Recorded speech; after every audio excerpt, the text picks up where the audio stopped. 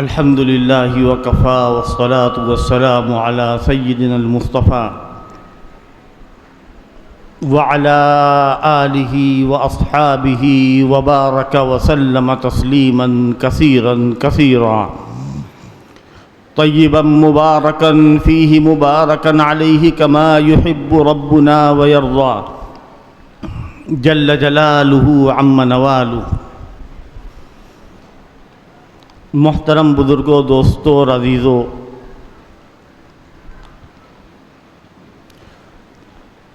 روزانہ کی طریقے سے آج کے پروگرام کے لیے میں نے کل اعلان کیا تھا، دارالعلوم ندوۃ العلماء کے ناظم اعلیٰ حضرت مولانا سید بلال عبدالحی حسنی ندوی دامت برکاتہم العالیہ کا بیان ہوگا۔ مولانا اس وقت لکھنؤ میں موجود ہیں اور اپنی طویل علالت کے باوجود ان جلسوں کی اہمیت اور افادیت اور ضرورت کے اور ان جلسوں کے تقاضے کے مطابق حضرت نے جو وعدہ کیا تھا ابھی تشریف لائیں گے۔ جو حضرات ہمارے آنے جانے والے لوگ ہیں ان سے میری درخواست ہے کہ وہ جلسہ گاہ میں تشریف رکھیں اور شروع سے آخر تک جو بیان ہوگا، تلاوت ہوگی یا نعت پڑھی جائے گی، اس کو بغور سماعت کرنے کی کوشش کریں۔ حضرت مولانا بلال صاحب کے تعلق سے ہمارے بہت سارے اعزاء، احباب، اقارب لکھنؤ سے باہر سے بھی تشریف لائے ہیں۔ ہمیں بڑی خوشی ہے، قاری امتیاز الحق صاحب زید پور سے تشریف لائے، خصوصی طور پر آج ان کا سفر ہوا، ہم ان کا شکریہ ادا کرتے ہیں۔ اس مجمع میں لکھنؤ کی بہت مشہور ہستی ہمارے بزرگ استاد الحفاظ حافظ محمد عبدالرشید صاحب، جن کا آنا ان جلسوں کی اہمیت کی بھی دلیل ہے اور باعث برکت بھی ہے، ان سبھی حضرات کا ہم تہ دل سے شکریہ بھی ادا کرتے ہیں۔ اور جن جن لوگوں کے نام یاد نہیں ہیں، اللہ تعالیٰ ان کے آنے کو قبول فرمائے، ان کے بیٹھنے کو قبول فرمائے، اللہ تعالیٰ ان کی نیتوں کو مفید اور مؤثر بنائے۔ آج کا یہ جلسہ جس کا آغاز قرآن مجید کی تلاوت سے ہوگا، مدرسہ فرقانیہ کے ایک اچھے حافظ اور قاری محمد طٰہٰ صاحب سے میری درخواست ہے کہ وہ تشریف لائیں اور قرآن مجید کی چند آیتوں سے جلسے کا آغاز فرمائیں۔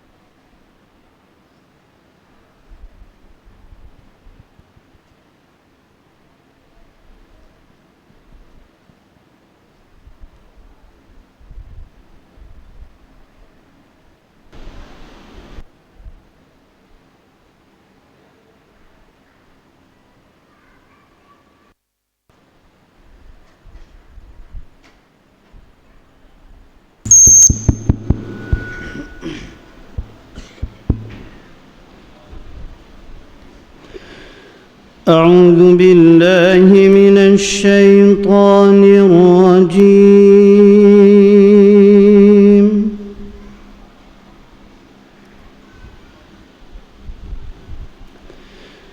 بسم الله الرحمن الرحيم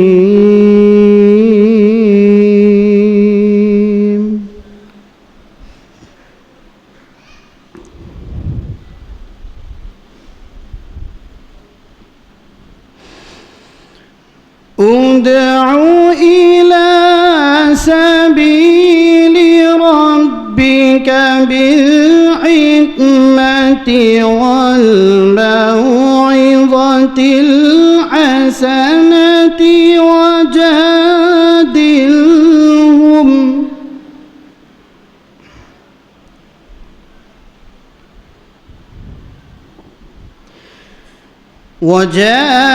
وجادلهم بالتي هي أحسن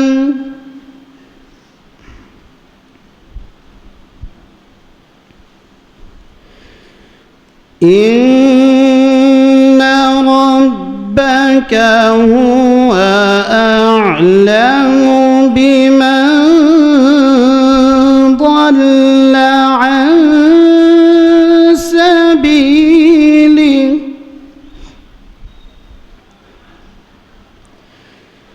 وهو أعلم بالمهتدين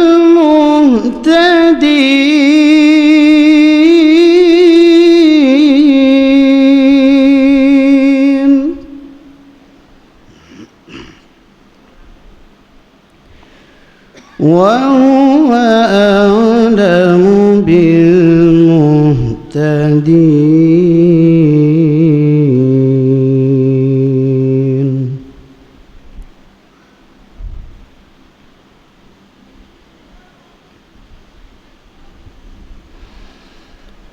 وإن عاقبتم فعاقبوا بمثل ما عوقبتم به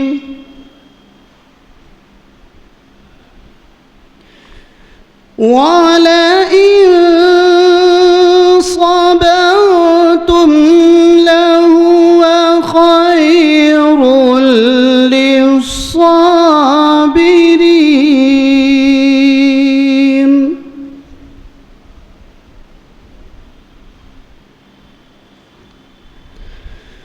واصبر وما صبرك إلا بالله ولا تحزن عليهم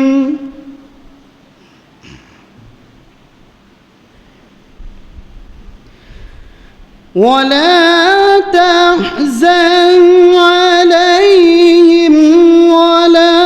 تك في ضيق مما يمكرون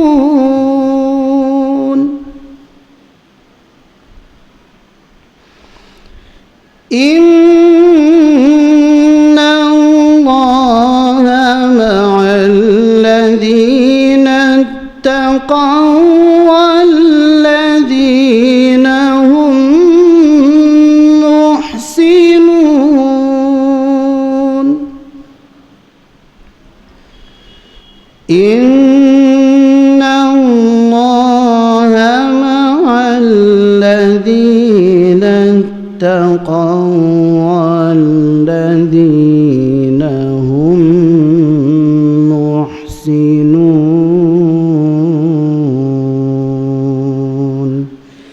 صدق الله العظيم.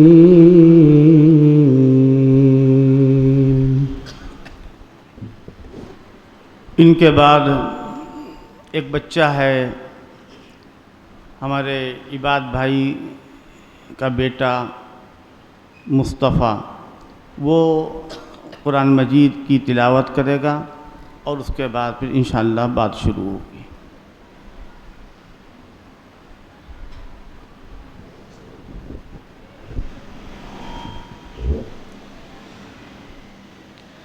أعوذ بالله من الشيطان الرجيم.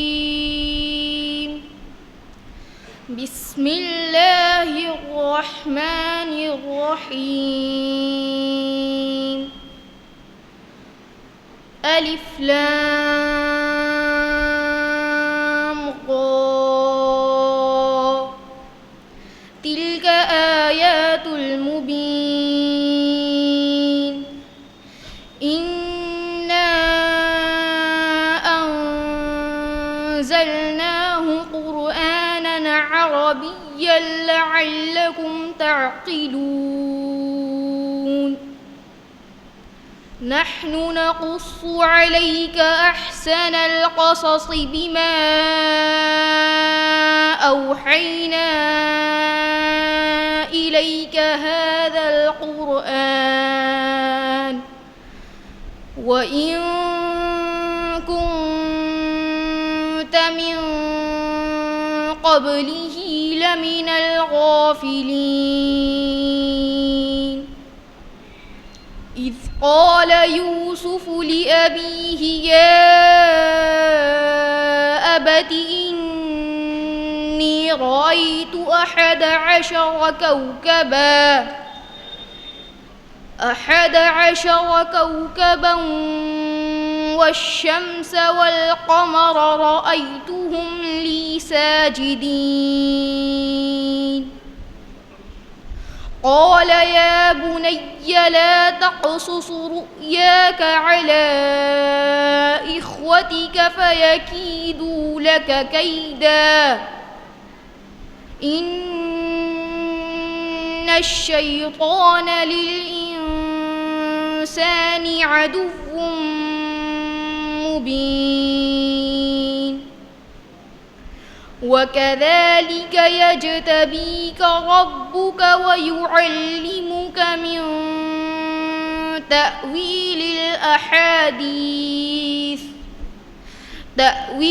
الأحاديث ويتم نعمته عليك وعلى آل يعقوب كما أتمها على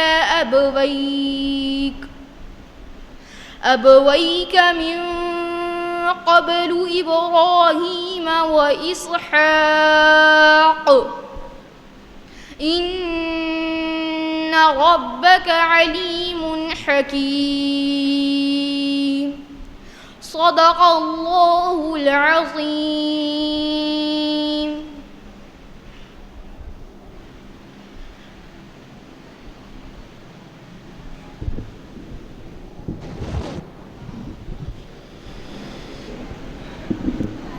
بسم الله الرحمن الرحيم. الحمد لله وكفى والصلاة والسلام على سيدنا المصطفى وعلى آله وأصحابه وبارك وسلم تسليما كثيرا كثيرا. أما بعد فأعوذ بالله من الشيطان الرجيم. بسم الله الرحمن الرحيم. يا أيها الذين آمنوا اتقوا الله ولتنظر نفس ما قدمت لغد واتقوا الله إن الله خبير بما تعملون. ولا تكونوا كالذين نسوا الله فأنساهم أنفسهم أولئك هم الفاسقون. صدق الله العظيم. ابھی حضرت مولانا اپنے وعدے اور اعلان کے مطابق تشریف لانے والے ہیں اور جو ان کے آنے کے منتظر حضرات باہر کھڑے ہوئے ہیں، میری ان سے یہ درخواست ہے، بہت مؤدبانہ درخواست ہے کہ ان کے وہاں کھڑے ہونے سے کوئی فائدہ نہیں ہے. وہ ہال کے اندر آئیں، جو بات یہاں بیان کی جا رہی ہے اس کو سنیں. جو عورتیں پردے میں ہیں ان سے بھی میری یہ درخواست ہے، جو کچھ یہاں بیان کیا جایا کرے اس کو سنا کریں، باتیں نہ کیا کریں. اس لیے کہ جو مقرر بیان کرے گا اس کے بیان سے پہلے جو میں بیان کرتا ہوں یہ کوئی مستقل تقریر نہیں ہوتی ہے، بس یہ یوں ہی باتیں ہوتی ہیں، لیکن قرآن اور حدیث سے متعلق میں کوشش کرتا ہوں۔ اللہ تعالیٰ نے اپنے بندوں کو پیدا کیا، پیدا اس نے دنیا کی ہر چیز کو کیا ہے،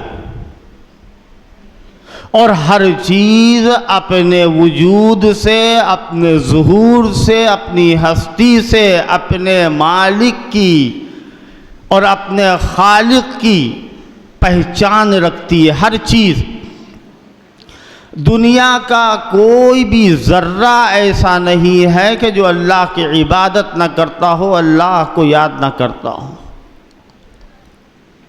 اللہ تعالیٰ فرماتا ہے سبح للہ ما فی السماوات، کہیں فرمایا یسبح للہ ما فی السماوات، کہیں فرمایا وَإِن مِّن شَيْءٍ إِلَّا يُسَبِّحُ بِحَمْدِهِ وَلَكِن لَّا تَفْقَهُونَ تَسْبِيحَهُمْ۔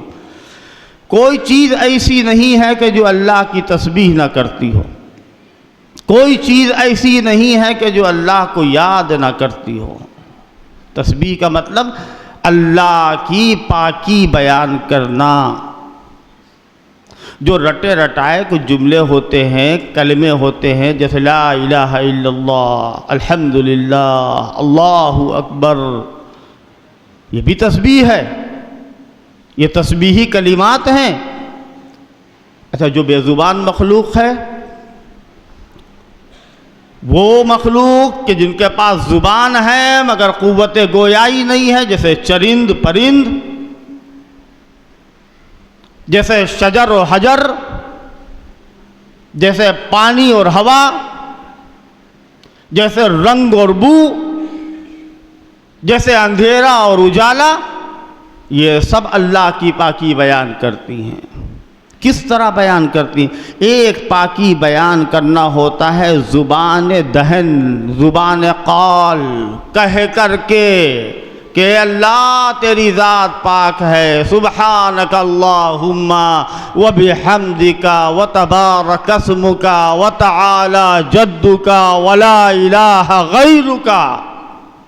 ایک یہ ہے تسبیح، اور ایک وہ تسبیح ہوتی ہے کہ جو بے زبان مخلوق اللہ کی پاکی کو بیان کرتی ہیں۔ ہم مثال دے رہے ہیں، سورج، چاند، ستارے، درخت، پودے، ان کے پاس زبان نہیں ہے۔ اللہ کے بندو، جب قرآن مجید دیکھو گے تو ان لوگوں کا جہاں ذکر ہے، ان مخلوقات کا، وہاں یہ چیز بیان کی گئی ہے کہ سورج اللہ کو سجدہ کرتا ہے، الشمس والقمر بحسبان والنجم والشجر یسجدان۔ جو سورج اور چاند ہے یہ اللہ کی پاکی بیان کرتے ہیں۔ جو تنے دار درخت ہیں اور جو بے تنے کے درخت ہیں وہ اللہ کے سامنے سجدہ کرتے ہیں۔ کوئی چیز ایسی نہیں، لیکن انسان کو اللہ تعالیٰ نے پیدا کیا ہے اس لیے کہ وہ اللہ کی عبادت کرے۔ انسان جو ہے وہ مکلف ہے، اور انسان کے علاوہ جو چرند اور پرند ہیں اور بے جان مخلوق ہے وہ مکلف نہیں ہے۔ اللہ تعالیٰ اپنے بندوں سے کہتا ہے یا ایھا الذین آمنوا اتقوا اللہ، جنہوں نے اللہ سے اپنا عہد وفا باندھا ہے، جس نے اللہ کی یکتائی کا کلمہ پڑھا ہے، اللہ ان سے کہتا ہے کہ ڈرو اپنے رب سے۔ یا ایھا الذین آمنوا اتقوا اللہ، اے ایمان والو تم ڈرو اللہ سے۔ کہیں کہا گیا ہے یا ایھا الناس اتقوا ربکم، اے لوگو ڈرو اپنے رب سے۔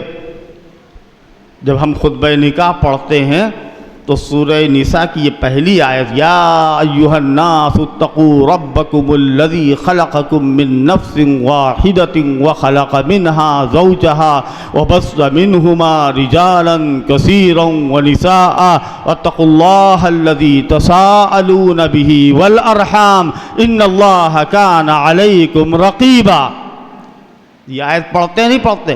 اس میں اللہ کیا کہہ رہا ہے کہ اپنے پروردگار سے ڈرو جس نے تم کو پیدا کیا ہے ایک مرد اور ایک عورت سے، اور رشتوں کو پہچانو۔ ہم عورتوں سے بھی کہتے ہیں اور مردوں سے بھی کہتے ہیں۔ حضور پاک صلی اللہ تعالی علیہ وسلم کی زندگی اتنی سادی زندگی تھی اور ایسی بے تکلف زندگی تھی۔ حضور کی بھی زندگی اور صحابہ کی بھی زندگی، کوئی تصنع نہیں تھا، کوئی تکلف نہیں تھا۔ لیکن آج ہمارے وہاں، ہمارے معاشرے کے اندر کتنے تکلفات ہیں، گن نہیں پائیں گے ہم۔ عورتوں کے اندر، مردوں کے اندر، ہمارے وہاں جو شادیاں ہوتی، کیا ایسے ہی شادیاں ہوئی تھیں حضور کی بیٹیوں کی اور ازواج مطہرات کی؟ غور کہ یہ ہم مسلمان ہیں، ہمارا تعلق ہے نبی پاک صلی اللہ تعالی علیہ وسلم سے، اور رسول اللہ کی زندگی کو ہمارے لیے نمونہ بتایا گیا ہے۔ لقد کان لکم فی رسول اللہ اسوۃ حسنہ، رسول اللہ کی زندگی میں تمہارے لیے نمونہ ہے۔ جو دکھاوا، جو پیسے کی ریل پیل، جو دولت کی نمائش ہمارے وہاں شادیوں میں جہیز کی لعنت کی شکل میں ہوتی ہے، کیا صحابہ کے زمانے میں ایسا تھا؟ صحابہ کے زمانے کے بعد ایک دور آتا ہے تابعین کا۔ تابعین کا دور بڑا اچھا دور تھا۔ حضور پاک صلی اللہ تعالی علیہ وسلم فرماتے ہیں خیر الناس قرنی ثم الذین یلونہم ثم الذین یلونہم، بہترین لوگ میرے زمانے کے، اس کے بعد تابعین کے۔ اچھا، تابعین میں ایک بہت بڑی ہستی، شخصیت گزری ہے، حضرت حسن بصری، بڑے بزرگ، بڑے پائے کے ولی، بڑے پائے کے صوفی۔ ان کا ایک قول ہے، ایک جائزہ ہے۔ ابھی صحابہ کا دور ختم ہی ہوا ہے اور آج کے دور سے کوئی کسی قسم کا کوئی توازن نہیں کیا جا سکتا ہے۔ یہ دور تابعین کا ہے جس میں حسن بصری یہ بات کہہ رہے ہیں کہ اے لوگو، اگر تم صحابہ اکرام کو دیکھ لیتے تو تم ان کو دیکھ کر کے بالکل دیوانہ اور مجنون سمجھتے، اور تم یقین نہ کرتے کہ وہ انسان ہیں، بلکہ تم یہ سمجھتے کہ وہ فرشتے ہیں۔ اتنے اچھے زمانے میں حضرت حسن بصری اپنے زمانے کے لوگوں سے کہہ رہے ہیں، اور آگے کیا کہا؟ اگر صحابہ اکرام تم کو دیکھ لیتے، تمہارے گناہوں کو، تمہاری سستی کو، تو تمہارے کفر کا فتویٰ لگا دیتے، تم کو مسلمان نہ سمجھتے۔ کیوں؟ حضور کے زمانے کے بعد جیسا جیسا زمانہ گزرتا گیا اور قیامت سے قریب جیسا جیسا زمانہ آتا جائے گا، اللہ کے رسول صلی اللہ تعالی علیہ وسلم جو دین لے کر کے آئے ہیں، اس دین سے وابستگی میں ہماری نجات ہے، اس کو چھوڑنے میں ہماری نجات نہیں۔ حضرت فاطمہ زہرا رضی اللہ تعالی عنہ، ام المومنین حضرت عائشہ صدیقہ رضی اللہ تعالی عنہ، تمام بنات طیبات کے علاوہ جتنے بھی ازواج مطہرات اور صحابیات ہیں، ان کے وہاں جو شادیاں ہوتی تھیں، آج ہمارے وہاں شادیاں ہوتی ہیں، جو جتنا زیادہ امیر ہوگا وہ اتنا زیادہ عزت دار ہوگا، جس کے وہاں شادیوں میں جتنی زیادہ روشنی ہو جائے، جتنی ریل پیل ہو، جتنا پیسہ لٹایا جائے، جتنی دولت بہائی جائے۔ آج جو شادیاں مشکل ہوتی جا رہی ہیں، اس کا سبب یہی ہے کہ جو ہمارا نظریہ جو ہے، ہماری فکر، ہمارا طور طریقہ، ہماری عملی زندگی، ہمارے تعلقات اور معاملات دین سے اتنا ہٹ رہے ہیں، ہمارے درمیان کوئی توازن نہیں ہے، ہمارے درمیان کوئی توازن نہیں ہے۔ اللہ تبارک و تعالی فرماتا ہے، دیکھیے اپنے بندوں کا تذکرہ کرتا ہے،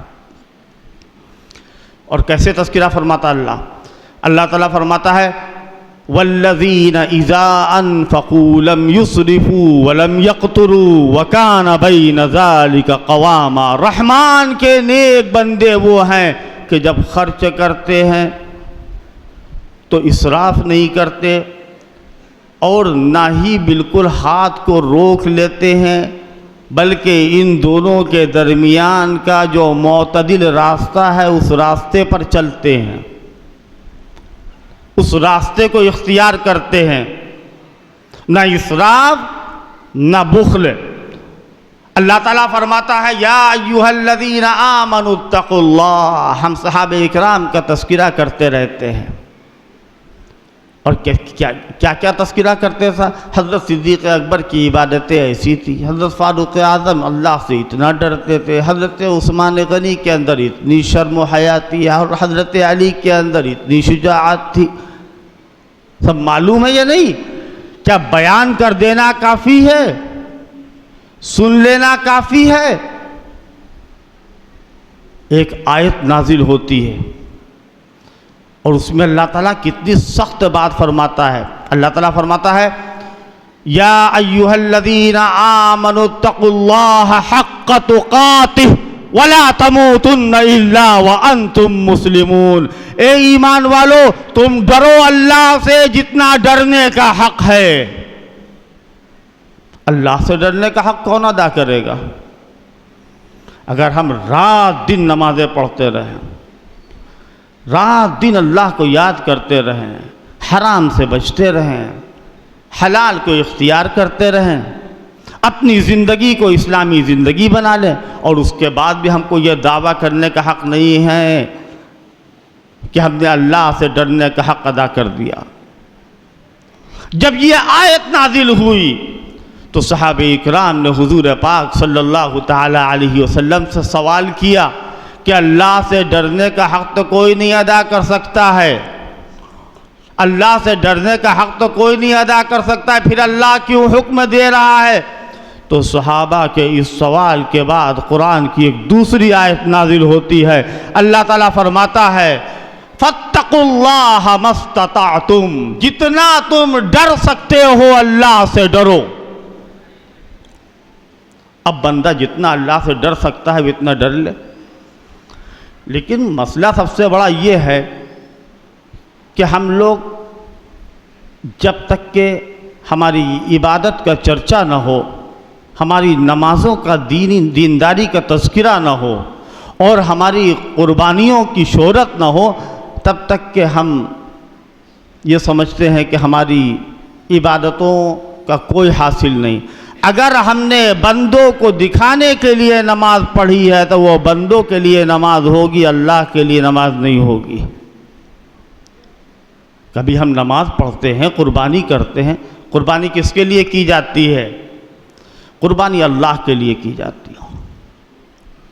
اب وہ جو قربانی کرنے والا ایک جانور، دو جانور، تین جانور متوسط قیمت کا، ضروری ہے کہ ہم اپنی ناموری کے لیے، نام و نمود کے لیے جو قیمتی سے قیمتی تر جانور ہو اس کی قربانی کریں، تاکہ پورے علاقے میں، پورے سماج میں ہمارے اس عمل کا چرچا ہو، اس کا فوٹو بھی کھینچا جائے، اس کی تصویر لی جائے، اس کے چرچے ہوں۔ اللہ تعالیٰ کیا فرماتا ہے کہ دیکھو تم قربانی کرو، کس کے لیے کرو؟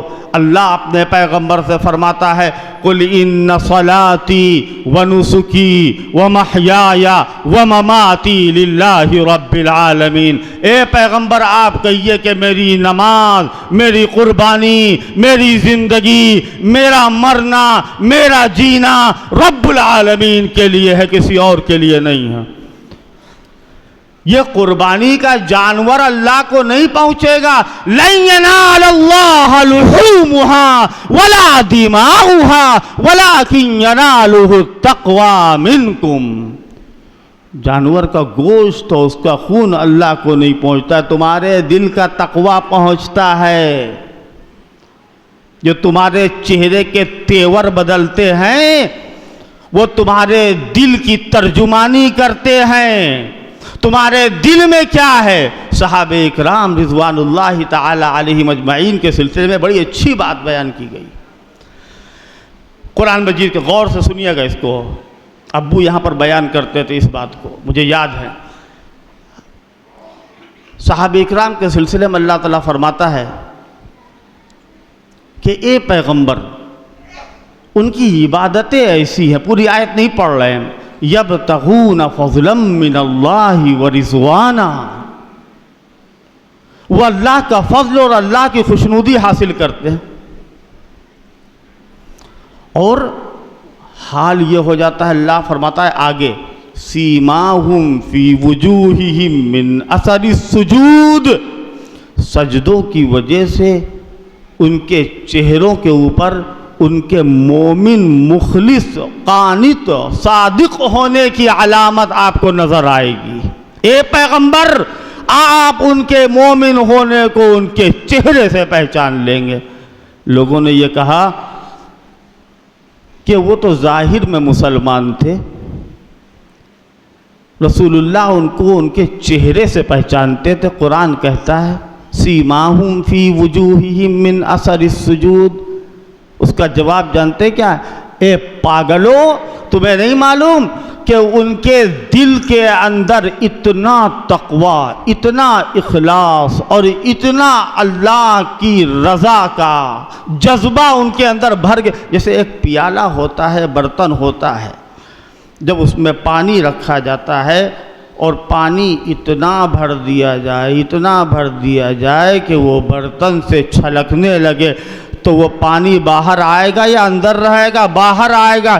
صحابہ کے سینوں کے اندر اتنا تقوی تھا، اتنی پرہیزگاری تھی کہ وہ ان کے چہرے سے چھلکنے لگی. اللہ فرماتا ہے سیماہم فی وجوہہم من اثر السجود. صحابہ اکرام کا تذکرہ اللہ جب بیان کرتا ہے تو اس کو دیر تک بیان کرتا ہے. اللہ کو بھی مزہ آتا ہے. ذالک مثلہم فی التوراۃ ومثلہم فی الانجیل. کہیں ختم ہی نہیں ہو رہا ہے، بڑی لمبی آیت ہے. جب کسی محب کو، عاشق کو اپنے معشوق کی بات کرنی ہوتی تو اس کا جی چاہتا ہے کہ دیر تک بات ہوتی رہے. اللہ اپنے پسندیدہ برگزیدہ بندوں کا تذکرہ کر رہا ہے اور تذکرہ ہوتا چلا جا رہا ہے. اس کی ایک مثال اس وقت ذہن میں آئی، وہ بھی یہاں کی برکت سے.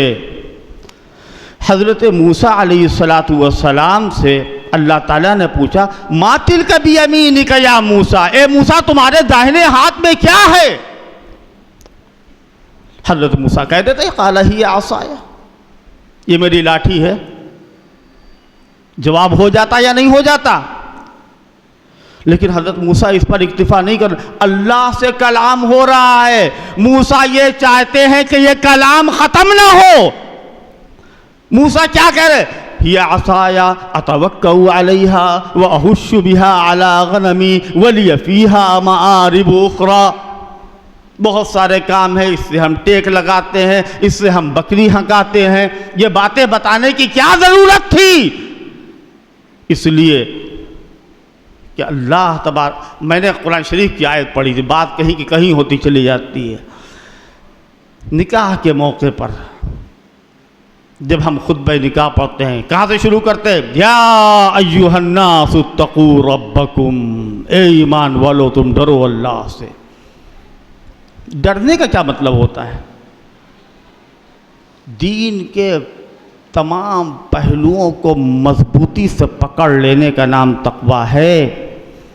اللہ سے ڈرنے کا مطلب یہ اللہ سے یہ عہد کر لو کہ ہماری زندگی کا ہر ہر پل اور آج سے لے کر کے موت تک، زندگی کی آخری سانس تک ہم اللہ کو پکڑے رہیں گے، ہم اللہ کو نہیں چھوڑیں گے، چاہے ہم تنہائی میں ہوں، چاہے ہم بھیڑ بھاڑ میں ہوں، چاہے ہم گھر میں ہوں، چاہے مسجد میں ہوں، چاہے بازار میں ہوں۔ صحابہ کے بارے میں جب اللہ تعالیٰ ان کا تذکرہ فرماتا ہے تو کیسے تذکرہ کرتا ہے؟ مولانا آئیڈیا بھی اللہ تعالیٰ فرماتا ہے، آپ نے بہت مرتبہ سنا ہوگا اس جلسے میں بھی، انصار کا اللہ ذکر کرتا ہے، والذین تبوؤوا الدار والایمان۔ انصار صحابہ وہ ہیں کہ جو مدینے میں رہتے ہیں، ایمان میں رہتے ہیں۔ میں کوئی ادھر ادھر کی بات نہیں کر، اس کو سمجھ، اس پیغام کو لے کر جائیے گا کہ اللہ صحابہ کے سلسلے میں فرماتا ہے کہ وہ ایمان میں رہتے ہیں۔ کیا مطلب ہے؟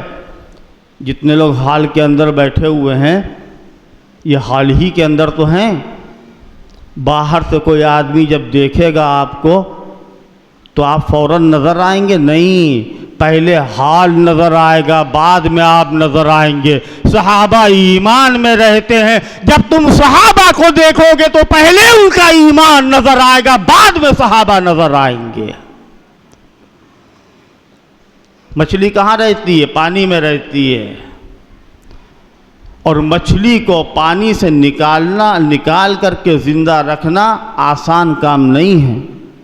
صحابہ کے لیے کہا جا رہا ہے کہ صحابہ مظروف ہیں اور ایمان ظرف ہے، اور وہ ایمان میں اس طرح رہتے ہیں کہ ان کو ایمان، جس طریقے سے مچھلی کو پانی سے نکال کر کے زندہ رکھنا محال ہے، اسی طریقے سے صحابہ کو ایمان سے نکال کر کے زندہ رکھنا محال ہے۔ اللہ کے سامنے کھڑے ہونا ہے، عبادت کرتے وقت خوب سمجھیے، معاملات کرتے وقت خوب سمجھیے گا، لوگوں سے بات چیت کرتے وقت یہ اکڑ، یہ اینٹھن سب ختم ہو جائے گی۔ اور اللہ کے وہاں جنت کا وعدہ کس کے لیے کیا گیا ہے؟ اللہ تعالیٰ فرماتا ہے وَلِمَنْ خَافَ مَقَامَ رَبِّهِ جَنَّتَانِ، جو اللہ کے سامنے کھڑے ہونے سے ڈرے گا اس کے لیے دو باغات۔ جنت کس کے لیے ہے؟ پروردگار عالم ارشاد فرماتا ہے اما من خاف، دیکھیے حضرت مولانا آ گئے ہیں، اور جو لوگ یہاں بیٹھے ہیں چپ چاپ بیٹھے رہیے گا، ہلیے گا نہیں اپنی جگہ سے۔ اور مولانا سے میری شرط ہوئی تھی کہ جو ہے مولانا کو کوئی ٹچ نہیں کرے گا، طبیعت نہیں ٹھیک ہے، اور کچھ دن پہلے ان کو چوٹ لگ گئی تھی، اور طویل علالت کی وجہ سے حضرت مولانا تشریف لائے ہیں ان جلسوں کی نسبت کی وجہ سے، اور حضرت کی آمد ہمارے لیے، لکھنؤ کے مسلمانوں کے لیے، پوری امت مسلمہ کے لیے، میں سمجھتا ہوں ان جلسوں کے لیے ان کا آنا باعث فخر ہے، باعث برکت ہے۔ حضرت بہت سکون کے ساتھ آئیں گے، اور جتنی دیر حضرت کے اندر بشاشت ہوگی طبیعت کے اندر تو حضرت بیان کریں گے، اور اس کے بعد پھر جو نظام ہوگا حضرت کے جانے کا۔ تو بہرحال میں یہ اس آیت کا مطلب پورا کر لیتا ہوں۔ اللہ تعالیٰ فرماتا ہے، کیا فرماتا ہے؟ اللہ کہتا ہے اما من خاف مقام ربہ ونہى النفس عن الہوى، جو اپنے پروردگار کے سامنے کھڑے ہونے سے ڈرا۔ آج منہ کھولتے وقت یہ سمجھ لینا اچھی طریقے سے، زبان چلاتے وقت یہ سمجھ لینا اچھی طریقے سے، اللہ کا سامنا کرنا ہے۔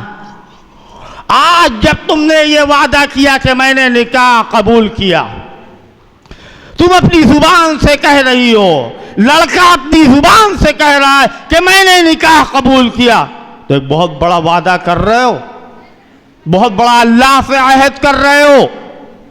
اور سمجھ لو نکاح کے موقع پر جو آیتیں پڑھی جاتی ہیں، اللہ اس میں ارشاد فرماتا ہے یا ایھا الذین آمنوا اتقوا اللہ وقولوا قولا سدیدا۔ اللہ فرماتا ہے کہ ڈرو اللہ سے اور صحیح صحیح بات کرنا. کوئی ایسی بات نہ ہو کہ آج تم یہ کہہ رہے ہو کہ ہم نے اللہ کے حقوق کی ادائیگی کا وعدہ کیا ہے اور تمہاری پوری زندگی وعدہ خلافی پر گزرے. ہرگز یہ نہیں ہونا چاہیے، بلکہ ہونا یہ چاہیے کہ جب تم نے اللہ سے وعدہ کیا اور اللہ نے تم کو حکم دیا یا ایھا الذین آمنوا اتقوا اللہ وقولوا قولا سدیدا، اے ایمان والو تم ڈرو اللہ سے اور صحیح صحیح بات کرنا، تو پھر کیا ہوگا؟ یصلح لکم، اب میری طرف دیکھیے، حضرت آ گئے. یصلح لکم اعمال،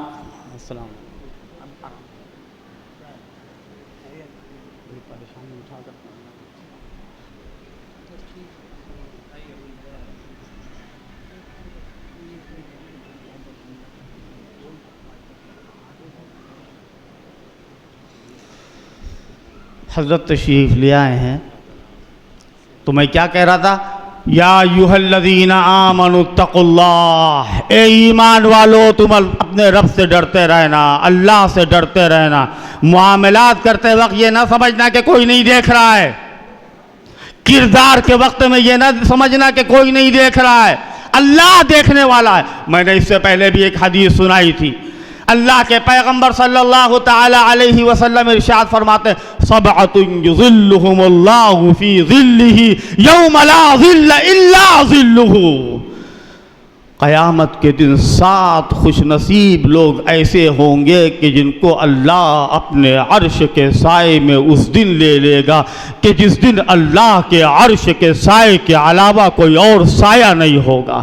ان میں ایک شخص وہ ہوگا دعته امرأة ذات منصب وجمال فقال انی اخاف اللہ. ان میں ایک ایسا بھی ہوگا کہ رجل تصدق بصدقة فأخفاها حتى لا تعلم شماله ما تنفق يمينه، اپنے داہنے ہاتھ سے خرچ کرے گا اور بائیں ہاتھ کو پتہ نہیں چلے گا. اما من خاف مقام ربه ونهى النفس عن الهوى فإن الجنة هي المأوى. جو اپنے پروردگار کے سامنے کھڑے ہونے سے ڈرتا ہے تو اس کے لیے جنت ہے، اور اپنے آپ کو وہ گناہ سے روکتا ہو. تو اس بات کا خوب خیال رکھنا چاہیے. اللہ کے وہاں تو سارے حقوق بے باک کر دیے جائیں گے. لَتُؤَدَّنَّ الْحُقُوقُ إِلَىٰ أَهْلِهَا يَوْمَ الْقِيَامَةِ حَتَّى تُقَادَ لِلشَّاةِ الْجَلْحَاءِ مِنَ الشَّاةِ الْقَرْنَةِ. قیامت کے دن سارے حقوق بے باک کر دیے جائیں گے، یہاں تک کہ ایک بے سینگ والی بکری کو سینگ والی بکری سے حق لے کر کے دلوایا جائے گا. یعنی ظالم سے حق لیا جائے گا اور مظلوم کو دلوایا جائے گا. اللہ کا یہ نظام ہے، وہ روز جزا کا مالک ہے. اس کا حکم آج بھی ہے، اس کا حکم کل بھی رہے گا.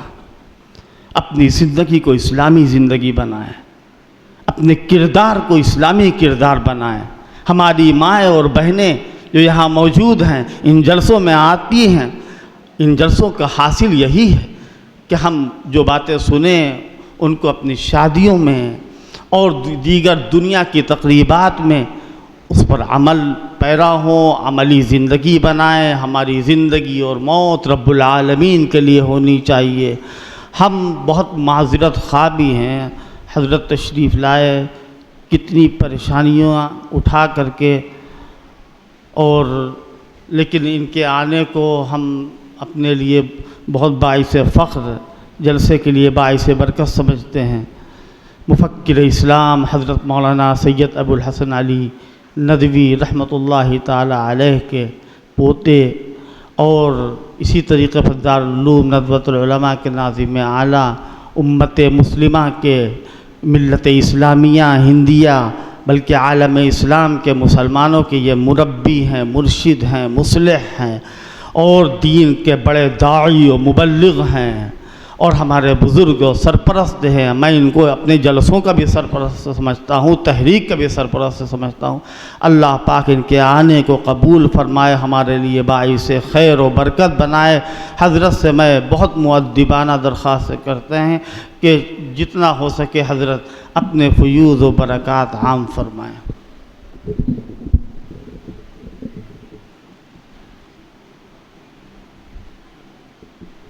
نکاح بھی ہوگا، حضرت پڑھائیں گے، آپ لوگ شریک رہیے۔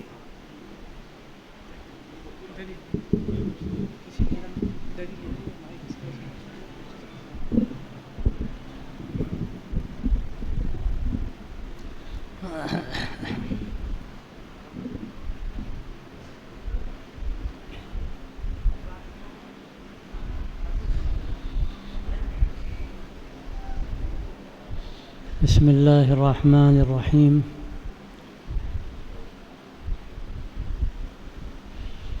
الحمد للہ رب العالمین، والصلاة والسلام على سید المرسلین وخاتم النبیین، سیدنا ونبینا ومولانا محمد وعلى آلہ وصحبہ اجمعین، وعلى من تبعهم بإحسان ودعا بدعوتهم إلى يوم الدين، أما بعد، فأعوذ بالله من الشيطان الرجيم، وألزمهم كلمة التقوى وكانوا أحق بها وأهلها، صدق الله العظيم۔ میرے محترم دینی اور ایمانی بھائیوں، یہ شہداء اسلام کے جلسوں کا سلسلہ جس کو 1 صدی گزر گئی، یہ بڑا مبارک سلسلہ خاص طور سے شہر لکھنؤ کے لیے، اور پھر الحمدللہ مختلف شہروں میں، مختلف علاقوں میں یہ سلسلہ جاری ہوا۔ بڑا مبارک ہے، اس حیثیت سے بھی مبارک ہے کہ اس میں شہداء کا ذکر ہے، حضرات صحابہ رضی اللہ عنہم کا ذکر ہے، اور اس میں ایمان کی باتیں، عقائد کی اصلاح اور سماج کی اصلاح کی باتیں کہی جاتی ہیں، اور ایک قدیم سلسلہ ہے، اور اس لیے بھی اس کی بڑی اہمیت ہے کہ ان دنوں میں عاشوراء کا بھی دن ہوتا ہے، اور اس دن کی اپنی فضیلت بھی ہے۔ صحیح حدیث سے معلوم ہوتا ہے کہ حضرت موسیٰ علیہ السلام کو اللہ نے اس دن فرعون سے نجات، اور حضرت صلی اللہ علیہ وسلم نے جب مدینہ طیبہ آپ تشریف لائے تو اس دن روزہ رکھا، اور اس کا پس منظر یہ بیان کیا جاتا ہے کہ آپ نے دیکھا یہودیوں کو کہ وہ روزہ رکھتے ہیں۔ آپ نے پوچھا کہ روزہ کیوں رکھتے ہیں، تو انہوں نے کہا، یا بتایا گیا کہ یہ وہ دن ہے کہ جس میں اللہ نے حضرت موسیٰ کو فرعون سے نجات دی تھی۔ آپ نے فرمایا کہ نحن احق بموسیٰ منہم، میں ان سے زیادہ موسیٰ کا حقدار ہوں۔ آپ نے روزہ رکھا، اور یہ بھی فرمایا کہ اگلے سال اگر میں حیات رہا تو اس کے ساتھ 1 دن اور ملاؤں گا تاکہ یہودیوں سے مشابہت نہ ہو۔ تو یہ جو عاشوراء کا دن ہے، یہ تو بابرکت دن تھا، اور متعدد واقعات ہیں احادیث میں جس سے پوری تاریخ معلوم ہوتی ہے کہ مختلف انبیاء علیہم السلام کے واقعات پیش آئے ہیں جو ان کے لیے باعث خیر و برکت تھے، لیکن ایک واقعہ اس میں ایسا پیش آیا کہ جس کی وجہ سے اس میں ایک ایسا داغ لگ گیا کہ شاید قیامت تک نہ مٹایا جا سکے، اور وہ شہادت ہے حضرت حسین رضی اللہ تعالی عنہ کی، جو اسی دن پیش آئی۔ وہ شہادت کا واقعہ جو پیش آیا وہ اپنے وقت میں پیش آیا، اور یقیناً وہ قربانی کی ایک ایسی تاریخ ہے کہ جو قیامت تک باقی رہے گی اور سنہرے حروف سے وہ چمکتی رہے گی اور اس سے لوگ فائدہ اٹھاتے رہیں گے۔ وہ حق و باطل کا ایک معرکہ تھا۔ حضرت حسین رضی اللہ تعالی عنہ نے اس کے لیے اپنی جان دی، اپنے نانا کے دین کے لیے۔ لیکن اصل مسئلہ یہ ہے کہ اس کے بعد ایک طبقے نے جو اس کو ایک غم کا دن منایا یا غم کا دن بنایا، اور وہ سلسلہ جو جاری ہوا تو وہ رہے گا، کب تک رہے گا اللہ جانے۔ اور یہ قصہ نقل کیا جاتا ہے کہ جب حضرت حسین رضی اللہ عنہ کی شہادت ہوئی اور حضرت سکینہ یا ان کی بہت کوئی عزیز جو خاتون تھیں، ان سے یہ بات کہی گئی ان لوگوں کے بارے میں کہ جنہوں نے خود حضرت حسین کو گویا کہ شہید کرنے میں معاونت کی تھی، وہی سبب بنے کہ وہ رو رہے ہیں، تو انہوں نے بددعا دی کہ اللہ ان کو قیامت تک رلائے۔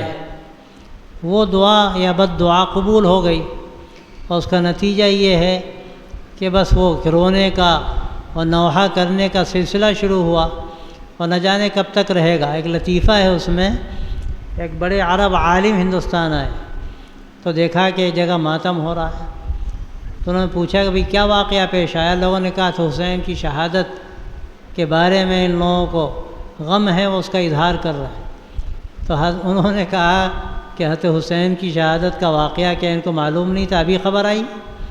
جب خبر آتی ہے تو آدمی کو غم ہوتا ہے۔ غم منانا اور خوشی منانا یہ کچھ نہیں ہے، یہ ایک طبعی چیز ہے۔ کسی کو طبعی غم ہوتا ہے، وہ غم اگر وہ آنسو بہاتا ہے، اظہار کرتا ہے تو اس کی اجازت ہے، لیکن اس کی اجازت نہیں غم منایا جائے۔ اور 3 دن کسی کے مرنے کے بعد اجازت ہوتی ہے کہ اس کا آدمی سوگ کر لے، اس کے بعد اس کی اجازت نہیں ہوتی ہے، اس کے واقعات بھی ہیں۔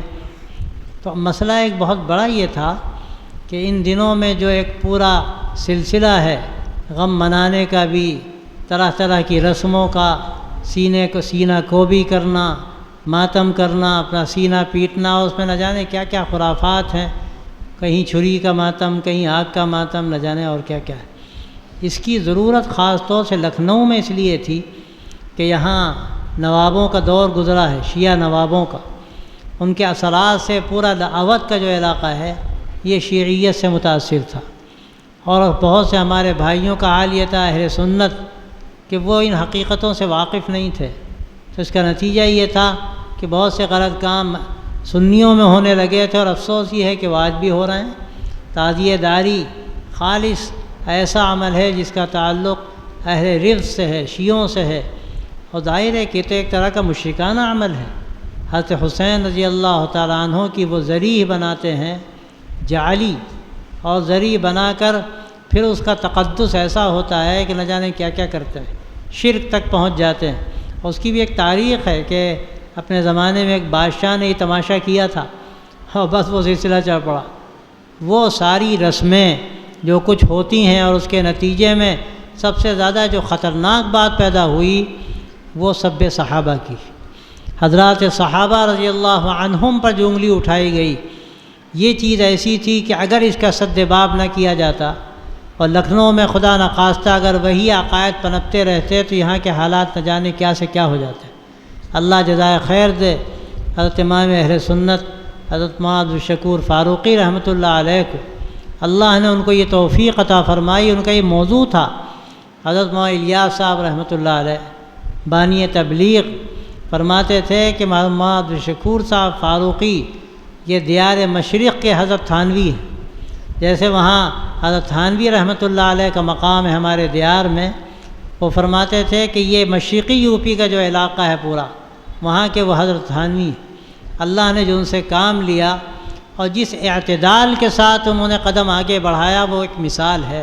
واقعہ یہ ہے کہ جہاں رد شیعیت میں لوگ آگے بڑھے، کہیں نہ کہیں تجاوز ہوا، اہل بیت کی محبت میں کہیں نہ کہیں تھوڑا سا کمی واقع ہوئی، لیکن حضرت مولانا عبدالشکور صاحب فاروقی رحمۃ اللہ علیہ کا جو کام ہے اور انہوں نے جو تحریک چلائی ایسے اعتدال کے ساتھ چلائی کہ جو اہل سنت کا مسلک ہے، جو اہل سنت کے بنیادی عقائد ہیں، بالکل اس کے مطابق سر منہ کہیں پہ انحراف نظر نہیں آتا۔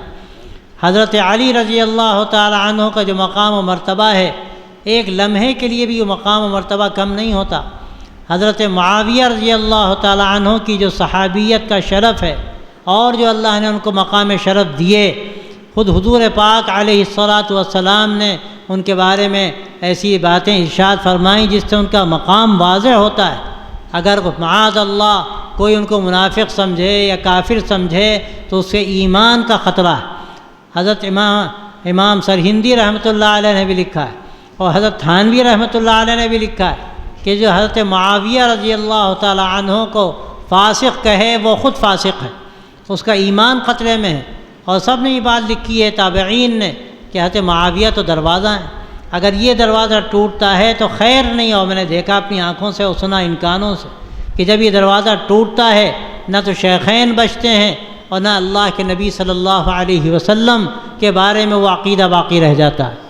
آپ صلی اللہ علیہ وسلم پر تہمت لگتی ہے، اس لیے کہنے والوں نے بات کہی کہ حضرت صلی اللہ علیہ وسلم کی جب وفات کا وقت قریب آیا تو آپ کو اندازہ ہوا کہ ہماری وفات کا وقت آنے والا ہے، تو آپ نے حضرت اسامہ رضی اللہ تعالیٰ عنہ کی عمارت میں لشکر تیار کیا اور اس میں بڑے بڑے صحابہ کو حکم ہوا کہ وہ جائیں ان کے ساتھ، ان میں حضرات شیخین کا نام بھی تھا۔ اب جب دیکھیے بات بگڑتی ہے تو کہاں تک پہنچتی ہے۔ کہنے والا کیا کہتا ہے کہ اللہ کے نبی صلی اللہ علیہ وسلم کو معلوم تھا کہ وفات کا وقت قریب ہے، اسی لیے آپ شیخین کو بھیج رہے تھے تاکہ وہ چلے جائیں گے تو علی خلیفہ ہو جائیں گے۔ اب کوئی پوچھے کہ اللہ کے نبی صلی اللہ علیہ وسلم کو سیاست کرنے کی ضرورت تھی؟ آپ کے سامنے تو وہ ایسے مطیع و فرما بردار تھے کہ آپ جو فرماتے تھے اس کے آگے سر تسلیم خم تھے، اس کے آگے سر تسلیم خم تھے۔ ایک نہیں ہزاروں واقعات ہیں حضرات صحابہ کی اس طرح۔ آپ کو کیا ضرورت تھی سیاست کی؟ اللہ کے نبی پر تہمت آتی ہے۔ اور آپ دیکھ رہے ہیں کیا ہوتا ہے ان دنوں میں، جس طرح حضرات اہل بیت کا تذکرہ ہوتا ہے، حضرت علی رضی اللہ تعالی عنہ کا، حضرت اس سے بڑھ کر حضرت حسین رضی اللہ تعالی عنہ کا۔ یہ واقعہ یہ ہے کہ یہ تذکرہ اس انداز سے کیا جاتا ہے کہ بالکل نبوت کے متوازی ایک نظام دکھایا جاتا ہے کہ اللہ کے رسول صلی اللہ علیہ وسلم کا جو مقام ہوگا، لیکن گویا کہ ان سے بڑھ کر جو مقام ہے وہ مقام ان حضرات کا ہے، حضرات اہل بیت کا، حضرت علی کا، حضرت حسن کا، حضرت حسین کا۔ اور میں آپ سے صاف کہتا ہوں یہ بات خمینی نے جو کتاب لکھی ہے اس کتاب کے اندر موجود ہے، اور یہ بات صراحت کے ساتھ اللہ کا وہ بندہ جو بھی اس کا حشر ہوا وہ جانے، لیکن اس نے یہ بدعقیدگی اپنی کتاب میں ظاہر کر دی ہے۔ یہ بات لکھی ہے کہ ہمارے ائمہ معصومین کو وہ مقام حاصل ہے جو نہ کسی نبی مرسل کو حاصل ہے اور نہ کسی ملک کے مقرب کو حاصل ہے۔ گویا کہ نہ اللہ کے نبی صلی اللہ علیہ وسلم کو مقام حاصل ہے اور نہ حضرت جبرائیل کو مقام حاصل ہے، نہ انبیاء علیہم السلام کو مقام حاصل ہے۔ گویا کہ جو مقام حضرت علی کو حاصل ہے، حضرات حسنین کو حاصل ہے، یہ یہ تجاوز اور یہ عدم توازن آدمی کو ہلاکت کی طرف لے جاتا ہے، شرک کی طرف لے جاتا ہے، کفر کی طرف لے جاتا ہے۔ میں آپ سے کیا کہوں، حضرت علی رضی اللہ تعالی عنہ سے یہ حدیث منقول ہے اور صحیح حدیث ہے، وہ یہ فرماتے تھے کہ انبیاء علیہم السلام کے بعد افضل ترین مقام ابو بکر و عمر کا ہے، اور اگر کوئی مجھے ابو بکر و عمر پر فضیلت دیتا ہے تو میں اس کو مفتری سمجھتا ہوں اور میں اس پر مفتری کی حد لگاؤں گا۔ اس سے بڑھ کر اور کیا ہو؟ کون کہہ رہا ہے؟ خود حضرت علی رضی اللہ تعالی عنہ فرما رہا ہے، اور یہ صحیح روایت ہے جس میں یہ بات موجود ہے۔ لیکن میں آپ سے کیا عرض کروں، اسلام کی بیخبری کے لیے یہ ایک سلسلہ شروع ہوا۔ عبداللہ ابن سبا جو اس فرقے کا بانی ہیں، اس نے یہ سلسلہ شروع کیا جو یہودی النسل تھا۔ اور آپ جانتے ہیں یہودیوں کی تاریخ کیا ہے؟ یہودیوں کی تاریخ ہمیشہ انبیاء علیہم السلام کے دور سے اسی سے بھری ہوئی ہے کہ انہوں نے کبھی بھی حق کو نہیں مانا، ہمیشہ انبیاء علیہم السلام کی تکذیب کی، ان کے سر قلم کیے اور ان کو قتل کیا، شہید کیا، تاریخ بھری ہوئی۔ حضرت عیسیٰ علیہ السلام جب تشریف لائے، ہمارے نبی صلی اللہ علیہ وسلم سے پہلے وہ آخری نبی ہیں، ان کے بعد حضور تشریف لائے۔ یہ آتا ہے تاریخ میں، کتابوں میں لکھا ہوا ہے کہ جب وہ اسلام لے کر آئے، اور ہر نبی اسلام لے کر آیا، اور دنیا میں جو بھی اپنے اپنے زمانے میں مذہب رہا وہ مذہب حق اسلام تھا۔ تو عیسیٰ جب آئے تو یہودیوں نے سازشیں کیں، اور یہ لکھا ہے کہ عیسیٰ کی شہادت کے بعد ایک بندہ کھڑا ہوا، یہودی تھا وہ، اور اس نے یہ بات کہی، اس کو یہ لوگ آج اس دور میں سینٹ پال کہتے ہیں، جس کو ہم پولس کہتے ہیں، وہ کھڑا ہوا اور اس نے دھوکہ دیا سیدھے سادھے مسلمانوں کو جو سادہ لو تھے۔ اس نے کہا کہ حضرت عیسیٰ ہمارے پاس آئے تھے اور مجھے ہدایات دے کر گئے ہیں۔ لوگ اس کے گرویدہ ہو گئے، یہ تھے عیسیٰ علیہ السلام سے مل کر آیا، وہ جھوٹا و مفتری تھا۔ اور اس نے پھر اس کے بعد یہ کیا کہ حضرت عیسیٰ علیہ السلام کی تعلیمات کو مسخ کر دیا، گویا کہ اس دور کا جو اسلام تھا اس کو مسخ کر دیا، اور ایک صدی بھی نہیں گزری بلکہ ایک نسل بھی نہیں گزری، اور یہ عیسائیت جو آج اس کو ہم جانتے ہیں اور اپنی آنکھوں سے دیکھتے ہیں، یہ بالکل سینٹ پال کا ایجاد کردہ ایک مذہب ہے، جس میں وہ ساری باتیں جو اللہ تبارک و تعالیٰ نے اپنے نبی حضرت عیسیٰ علیہ السلام پر نازل کی تھیں وہ سب ختم کر دی گئیں۔ حضور اقدس صلی اللہ علیہ وسلم کی بعثت کے بعد یہودیوں نے سازشیں کی، آپ کو شہید کرنے کی سازشیں کی، دین کو مسخ کرنے کی سازشیں کی، اس کی پوری تاریخ ہے، میں اس کو دہرانا نہیں چاہتا، لیکن میں یہ بات عرض کرنا چاہتا ہوں کہ اپنی سازشوں میں وہ ناکام ہوتے رہے۔ لیکن حضرت عثمان رضی اللہ تعالی عنہ کے دور میں جب دنیا کے مختلف ملکوں کے لوگ آنے لگے اور بڑے بڑے ملک فتح ہوئے ان کے دور میں، فتوحات کے نتیجے میں مدینہ طیبہ میں نئے لوگ آنے لگے جو اسلام میں داخل ہوئے تھے، اسلام سے واقف نہیں تھے، اس کا نتیجہ یہ ہوا کہ جو ایک فتنہ کھڑا ہوا وہ لوگ فتنے کے شکار ہوئے، اور اس کے بعد یہ تاریخ میں لکھا ہوا ہے کہ عبداللہ ابن سبا اور اس کے چند ساتھیوں نے مصر میں بیٹھ کر مشورہ کیا، اور اس میں ایک بات یہ رکھی کہ ہم نے بہت کوششیں کی اسلام کو مٹانے کے لیے، لیکن اسلام مٹ نہیں سکا۔ ہم یہ کرتے ہیں کہ اہل بیت کی محبت کا نعرہ دے کر ہم مسلمانوں کو گمراہ کریں گے اور غلط راستے پر لے جائیں گے، اور ہم سمجھتے ہیں کہ یہ نعرہ ایسا ہے کہ لوگ دھوکہ کھائیں گے۔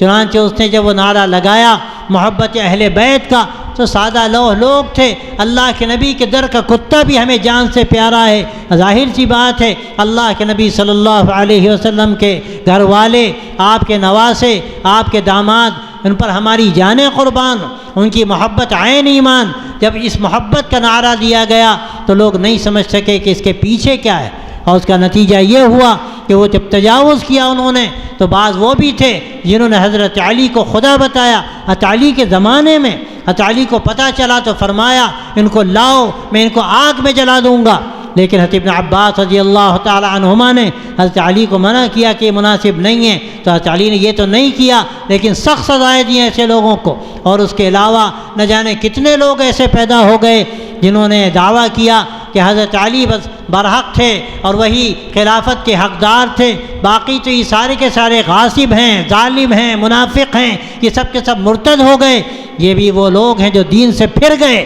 انہوں نے اللہ کے نبی صلی اللہ علیہ وسلم کے ان صحابہ کو جو آپ کے پروردہ تھے ان کے بارے میں جب یہ باتیں کہیں کہ وہ منافق ہو گئے یا وہ مرتد ہو گئے، تو سچی بات یہ ہے کہ یہ مسئلہ صحابہ کا نہیں رہا، یہ مسئلہ آپ صلی اللہ علیہ وسلم کی صحبت کا، آپ کی تربیت کا ایسا ہمارے سامنے آیا کہ گویا کہ اس پر تہمت لگی کہ آپ کو تربیت کا معاذ اللہ سلیقہ نہیں تھا۔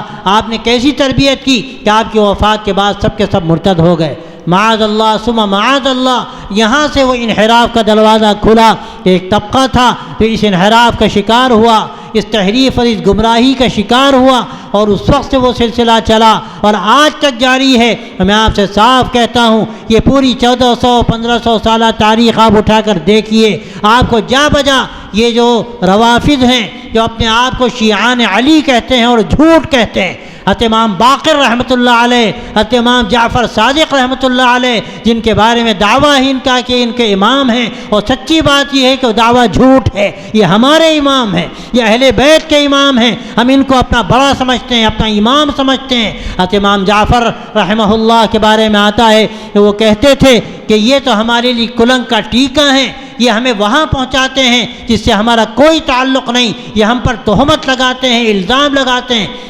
اور سچی بات یہ ہے اس سے بڑا الزام کیا ہوگا، اس سے بڑا الزام کیا ہوگا کہ اگر کوئی یہ کہے معاذ اللہ کہ ابوبکر صدیق رضی اللہ تعالی عنہ منافق تھے، تو حضرت علی پر کیا یہ الزام نہیں آتا کہ انہوں نے ان کے ہاتھ پر بیعت کر لی اور مسلسل پوری مدت خلافت ان کی اطاعت کرتے رہے؟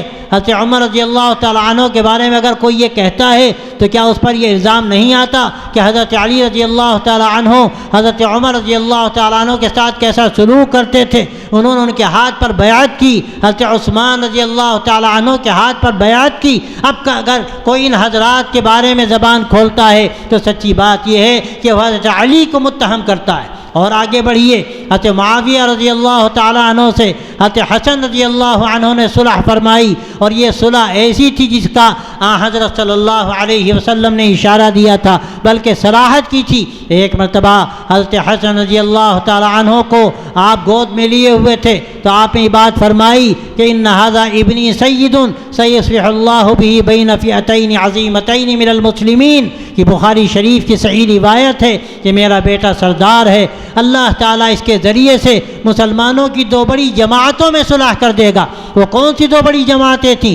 ایک حضرت علی رضی اللہ تعالیٰ عنہ کی، ایک حضرت معاویہ رضی اللہ تعالیٰ عنہ کی۔ حضرت علی رضی اللہ تعالیٰ عنہ کے بعد جب حضرت حسن سے لوگوں نے بیعت کی اور یہ ڈر ہوا حضرت حسن کو کہ مسلمانوں کی خون کی ارزانی ہوگی، مسلمانوں کا خون بہے گا، تو انہوں حضرت حسن رضی اللہ تعالیٰ عنہ نے حضرت معاویہ سے گفتگو کی اور ان سے کہا کہ ہم اس جنگ کو ختم کرنا چاہتے ہیں، آپ ہاتھ بڑھائیے، ہم آپ کے ہاتھ پر بیعت کرتے ہیں۔ اور یہاں سے اللہ تبارک و تعالیٰ نے ایسا دروازہ کھولا صلح و آشتی کا کہ اس کو مسلمانوں نے، بڑے بڑے مورخین و محدثین نے عام الجماعہ سے یاد کیا کہ یہ وہ سال تھا جس میں مسلمانوں میں اتحاد پیدا ہوا۔ پھر حضرت معاویہ رضی اللہ عنہ کے زمانے میں فتوحات کی کثرت ہوئی۔ اور میں جو بات کہنا چاہتا ہوں اور میں سنانا چاہتا ہوں لوگوں کو جو دھوکہ دیتے ہیں کہ حضرت علی رضی اللہ عنہ کے بعد حضرت حسن نے صلح کی، حضرت حسین رضی اللہ تعالیٰ عنہ ان کے ساتھ تھے، حضرت معاویہ رضی اللہ تعالیٰ عنہ کی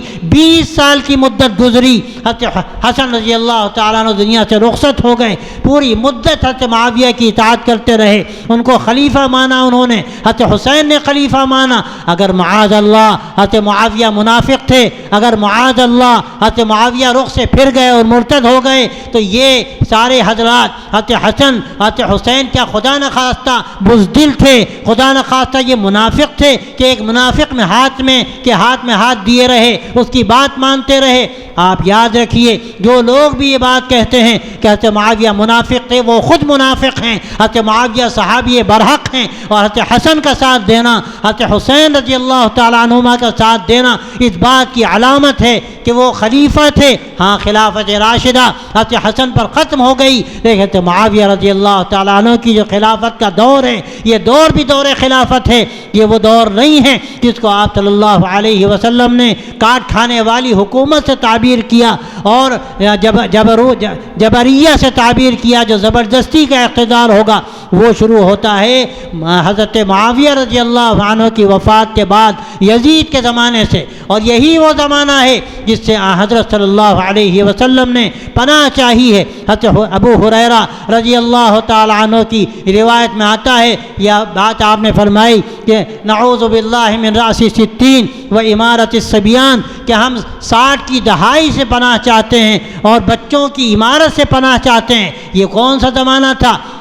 یہ پورا 60 سال جو مکمل ہوئے حضرت معاویہ رضی اللہ عنہ کی وفات پر مکمل ہوئے، اور اس کے بعد زمانہ یزید کا ہے جو ظالم و جابر تھا، آپ نے اس کے زمانے سے پناہ مانگی۔ یہ اسلام کی تاریخ، یہ اسلام کی حقانیت ہے۔ آپ صلی اللہ علیہ وسلم نے جو صحابہ رضی اللہ عنہم کو تیار فرمایا، اللہ نے ان کے بارے میں گواہی دی، وَأَلْزَمَهُمْ كَلِمَةَ التَّقْوَى وَكَانُوا أَحَقَّ بِهَا وَأَهْلَهَا، کہ اللہ تبارک و تعالی نے ان کے لیے ایک تقوی کی بات کو لازم کر دیا۔ اللہ نے ان کا مزاج ایسا بنایا کہ تقوی ان کے مزاج میں داخل ہو گیا، ان کے دل و دماغ میں پیوست ہو گیا۔ اور پھر کیا فرمایا؟ وَكَانُوا أَحَقَّ بِهَا وَأَهْلَهَا، کہ وہ اس کے حقدار تھے اور اس کے اہل تھے۔ تو میرے بھائیوں اور دوستوں، یہ ہمارا عقیدہ ہے اور یہ ہماری تاریخ ہے اسلام کی۔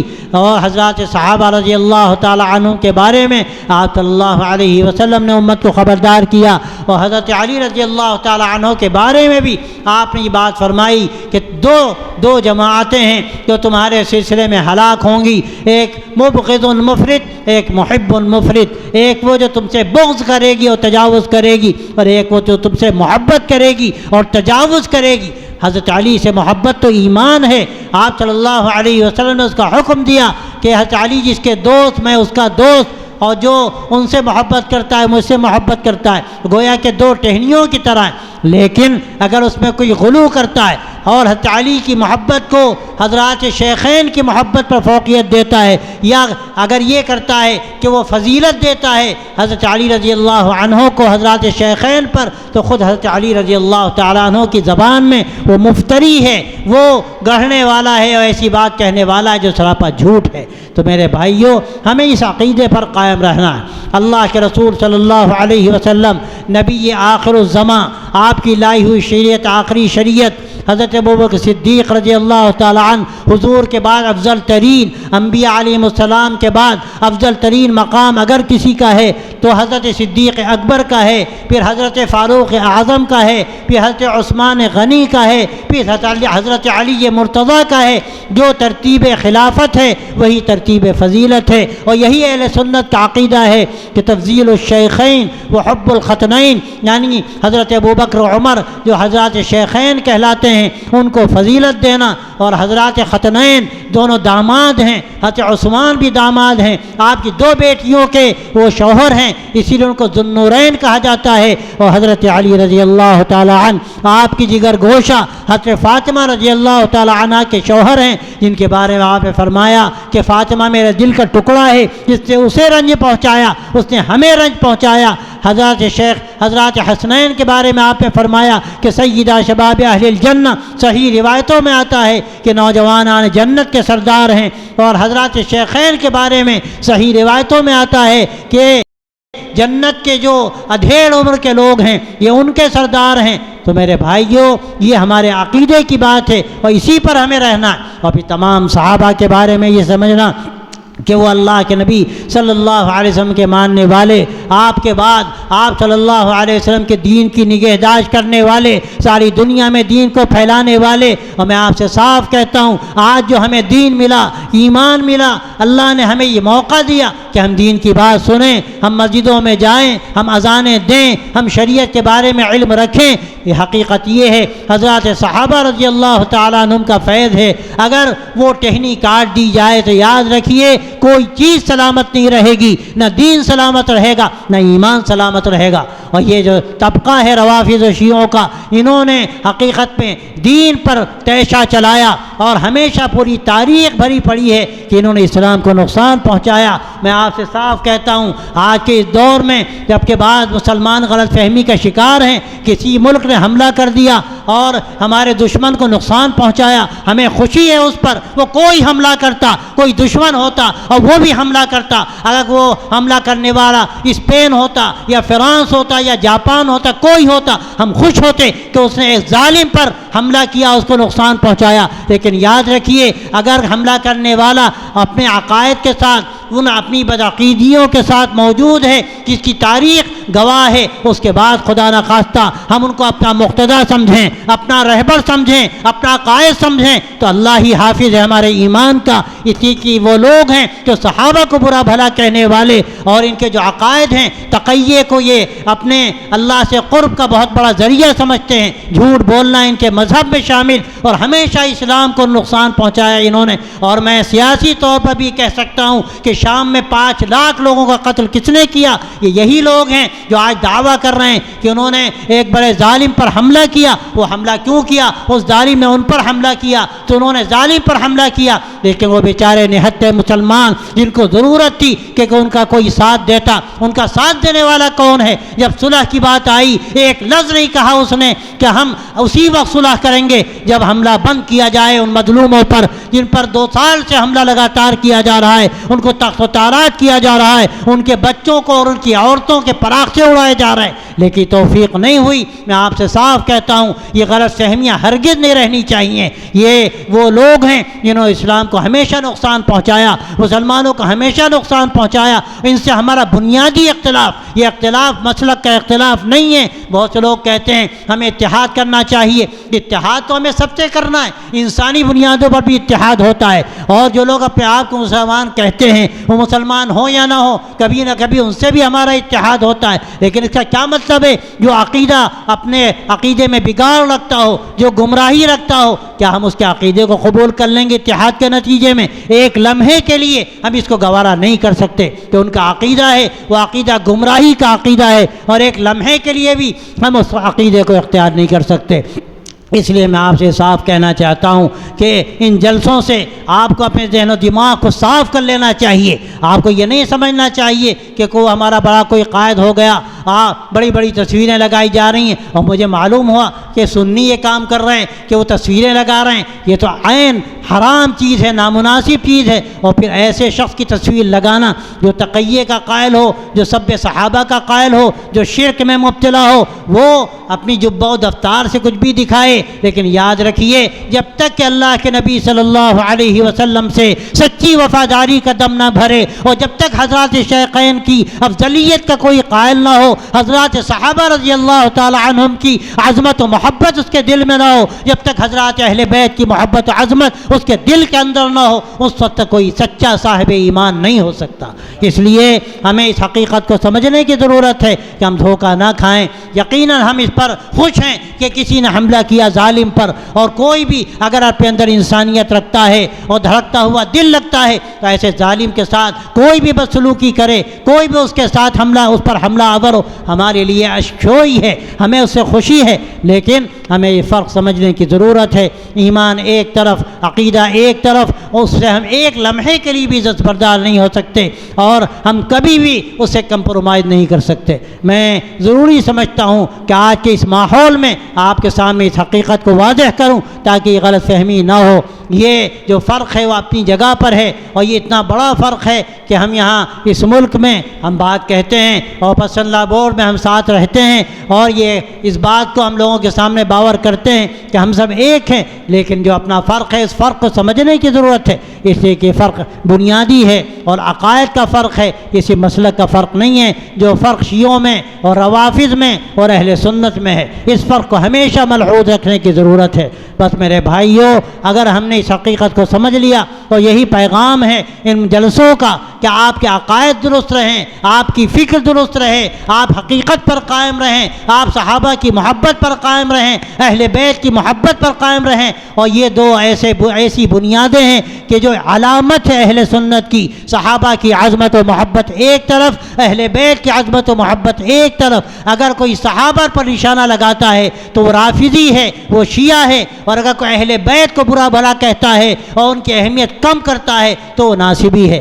ہم نہ ناصبیت کو درست سمجھتے ہیں اور نہ رافضیت کو درست سمجھتے ہیں، اور ہمارا راستہ درمیان کا راستہ ہے، صحابہ کی محبت کے ساتھ، ان کی عظمت کے ساتھ۔ حقیقت میں صحابہ کی محبت اللہ کے نبی کی محبت ہے، اور آپ صلی اللہ علیہ وسلم نے فرمایا، ترمذی شریف کی روایت ہے اور ترمذی نے اس کو درست کہا ہے کہ اللہ فی اصحابی لا تتخذوهم غرضا من بعدی فمن احبهم فبحبی احبهم ومن ابغضهم فببغضی ابغضهم۔ آپ نے صاف کہا اللہ سے ڈرو میرے صحابہ کے بارے میں، اور اگر کوئی ان سے محبت کرتا ہے تو میری محبت کا نتیجہ ہے، اور اگر کوئی ان سے بغض کرتا ہے تو میرے بغض کا نتیجہ ہے، وہ مجھ سے بغض کرتا ہے، اس کے نتیجے میں صحابہ سے بغض کرتا ہے۔ اور آپ نے یہ بھی فرمایا کہ میرے اہل بیت کے بارے میں بھی اللہ سے ڈرو، ان سے محبت کرو، ان کا لحاظ کرو، تو ہمیں دونوں کا خیال کرنا ہے۔ اور طبعی بات ہے کہ یہ نسبت کس سے ہے؟ اللہ کے نبی سے نسبت ہے، صحابہ کی نسبت اللہ کے نبی سے، اہل بیت کی نسبت اللہ کے نبی سے۔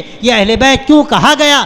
قرآن مجید کہتا ہے کہ آپ صلی اللہ علیہ وسلم کو خطاب کر کے یرید اللہ لیذھب عنکم الرجس اہل البیت ویطہرکم تطہیرا، اس میں اہل بیت کہا گیا آپ کے گھر والوں کو، تو یہ اہل بیت آپ کی نسبت سے کہا گیا۔ اب اگر کوئی خدا نخواستہ نبوت سے اونچا مقام امامت کا بتاتا ہے تو سچی بات یہ ہے گمراہ ہے، وہ اللہ کے نبی صلی اللہ علیہ وسلم کی نبوت کا باغی۔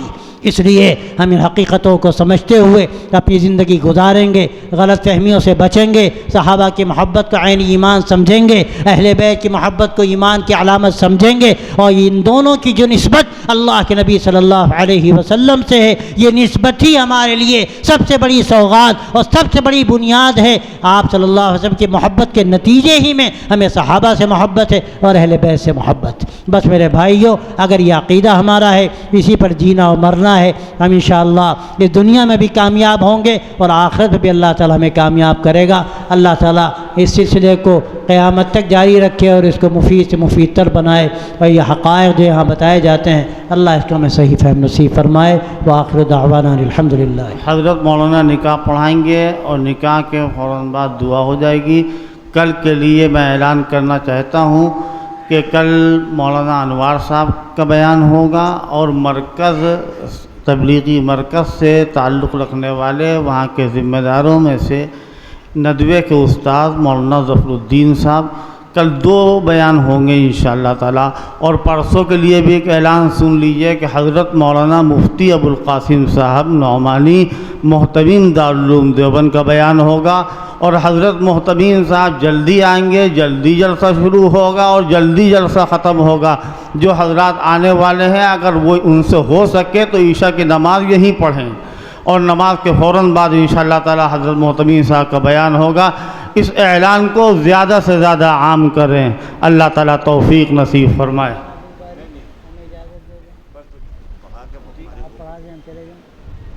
آپ ان کا پڑھا دیں، ہم چلے جائیں۔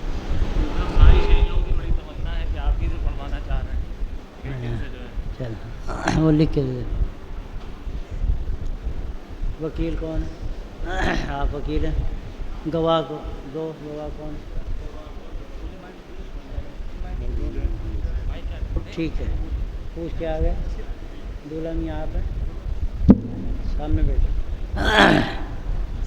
الحمد للہ نحمده ونستعینه ونستغفره ونؤمن به ونتوکل علیہ ونعوذ بالله من شرور أنفسنا ومن سيئات أعمالنا من يهده الله فلا مضل له ومن يضلله فلا هادي له ونشهد أن لا إله إلا الله وحده لا شريك له ونشهد أن سيدنا ونبينا ومولانا محمدا عبده ورسوله صلى الله تعالى عليه وعلى آله وأصحابه وأزواجه وذرياته وأهل بيته وبارك وسلم تسليما كثيرا كثيرا.